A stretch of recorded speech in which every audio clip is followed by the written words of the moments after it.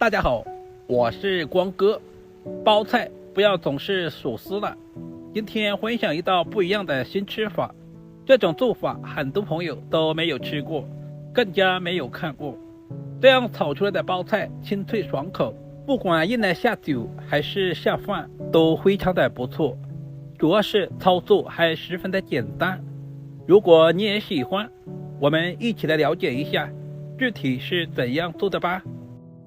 首先准备一颗鸡心包心菜，我们把包菜对半切开。现在的包菜也是大量上市的季节，也是一年当中最好吃的时候。首先用刀把中间的硬心切下来，因为硬心比较硬。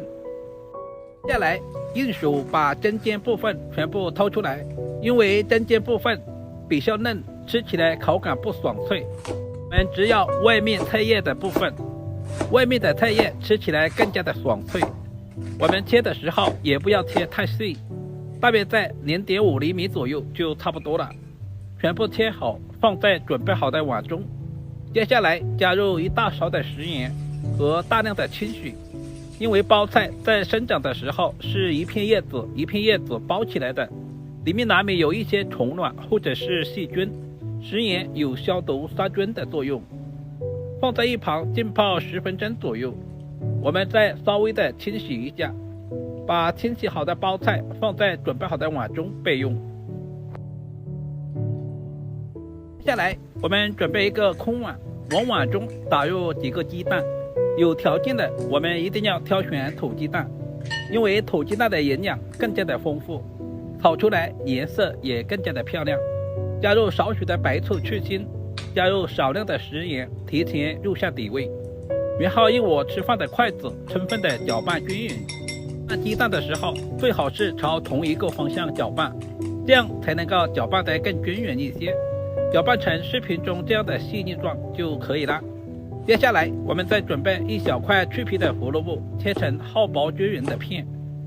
我们今天的胡萝卜也不要切太细，全部切成视频中这样就差不多了。全部切好以后放在提前准备好的碗中备用。接下来我们再准备一小把洗干净的金针菇，把根部切掉一部分。金针菇的营养也十分的丰富，和包菜搭配在一起，吃起来口感非常的爽脆。全部切好放在准备好的盘中备用。接下来我们简单的准备一些配菜，准备一小把去皮的大蒜，先切成薄片，然后再剁成稍微细一点的蒜末。蒜末可以增加鸡蛋和包菜的蒜香味。全部切好以后放在准备好的小碗中。接着再准备一小块去皮的老姜，我们把老姜切成薄片，然后再切成细丝，最后全部切成小丁。全部切好以后和蒜末放在一起。接下来再准备一小把清洗干净的香葱，今天我们只要葱白部分，把葱白切成稍微短一点的葱花，全部切好和姜蒜末放在一起。接着准备一口锅，加入少量的食用油，油温烧热以后，我们再把鸡蛋液倒在锅中。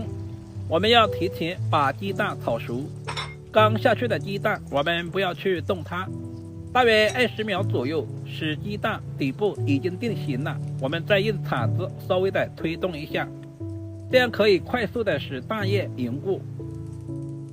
鸡蛋的老嫩程度也是根据自己的喜好，喜欢吃老一点的，我们煎制的时间可以稍微的长一些，喜欢吃嫩一点的，我们炒的时间就不需要那么长。稍微的翻动一下，使所有的鸡蛋液煎制定型，同时把鸡蛋炒出香味，把大块一点的炒成小块，这样方便成熟也方便入味。稍微的翻炒几下，我们把炒好的鸡蛋盛在准备好的盘中备用。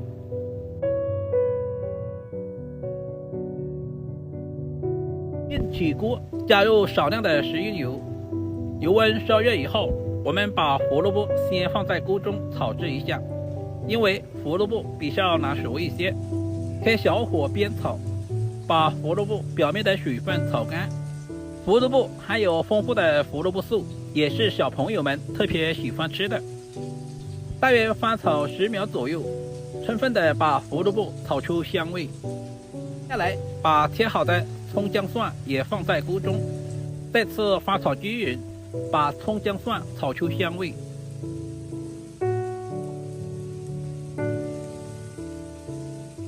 接下来把包菜也倒在锅中，这里我们要开大火，充分的翻炒均匀，把包菜表面的水分炒干。亲爱的朋友们，视频都看到这里啦，借您花菜的小手点个赞再走呗，您的每一个点赞留言都是我前进最大的动力，非常感谢您的支持与鼓励。接下来加入1勺食盐和1勺鸡精调味，然后再加入1大勺的生抽，其他什么调味料就不需要添加了。再次翻炒均匀，充分的把所有的调味料炒至化开。接着我们再下入金针菇，再次翻炒均匀，把金针菇表面的水分炒干，使金针菇和所有的食材完全的融合在一起。这里我们炒制的时间也不需要太长，大约翻炒10秒左右。接着我们就把准备好的鸡蛋也倒在锅中，再次开大火，充分的翻炒均匀，使所有的食材和鸡蛋完全的融合在一起。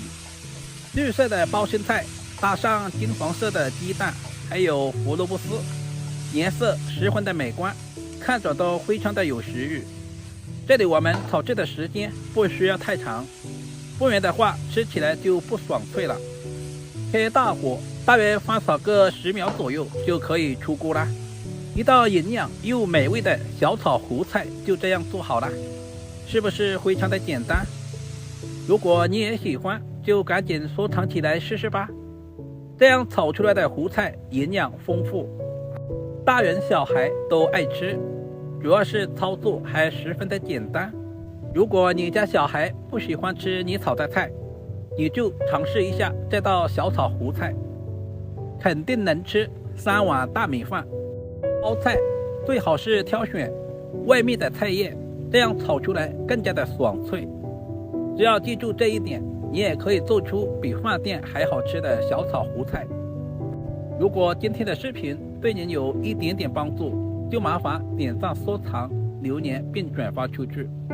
好了，今天的视频就简单的分享到这里了，我们下个视频再见吧。